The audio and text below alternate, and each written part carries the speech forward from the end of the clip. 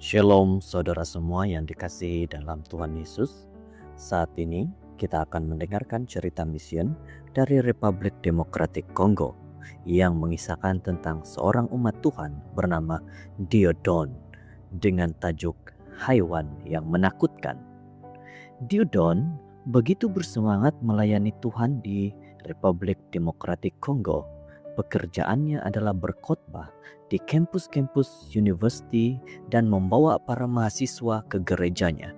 Ia sangat pandai dalam pekerjaannya dan sudah melakukannya dengan baik selama bertahun-tahun.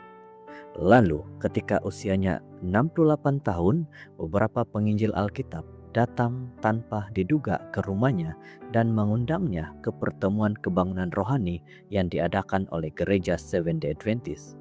Diodon dan istrinya menghadiri malam pembukaan dan terkejut melihat spanduk besar bergambar binatang-binatang mengerikan. "Wah, apa ini?" kata Diodon. Istrinya berkata ia ketakutan dan tidak ingin berada di sana. "Binatang-binatang ini menakutkan," katanya. "Apakah ini benar-benar gereja atau sesuatu yang lain? Kita tidak pernah melihat hal seperti ini di gereja kita. Jadi, saya ragu kalau mereka benar-benar memberitakan Injil. Boleh saja kita disesatkan oleh mereka."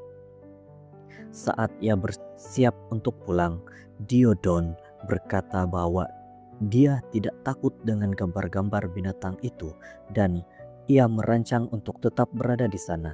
Istrinya menggelengkan kepala dan pergi. Kemudian pertemuan dimulai. Saat mendengarkan, Diodon mengetahui bahwa gambar-gambar itu diambil dari kitab Daniel dan Wahyu. Ia sudah berkhotbah selama bertahun-tahun, tetapi ia belum pernah memahami nubuatan dalam Daniel dan Wahyu sebagaimana ia mendengarkannya malam ini. Ia kembali keesokan malamnya dan malam berikutnya lagi. Ia belajar banyak hal yang belum pernah ia dengar sebelumnya.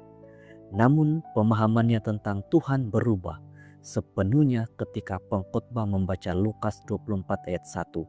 Ayat itu menceritakan para perempuan yang pergi ke kubur Yesus dan dimulai dengan kata-kata, "Tetapi pagi-pagi benar pada hari pertama minggu itu." Selama ini Diodon selalu mengira bahwa hari pertama dalam satu minggu adalah hari Isnin. Jadi ia berpikir bahwa ia sudah menaati hukum keempat ketika membaca Keluaran 20 ayat 8 sampai 10. "Ingatlah dan kuduskanlah hari Sabat. 6 hari lamanya engkau akan bekerja dan melakukan segala pekerjaanmu. Tetapi hari ketujuh adalah hari Sabat Tuhan Allahmu, maka jangan melakukan sesuatu pekerjaanmu." Sekarang untuk pertama kalinya ia menyadari bahwa Alkitab mengajarkan hari pertama setiap minggu adalah Ahad, bukan hari Isnin. Ia pun memutuskan mulai saat itu untuk menguduskan hari Sabat sebagai hari Sabat. Ketika pendeta membuat panggilan untuk baptisan, Diodon tidak pernah berpikir dua kali. Ia memang sudah pernah dibaptis sebelumnya, tetapi ia berpikir inilah kesempatan saya untuk dibaptis dalam kebenaran. Ia langsung maju ke depan.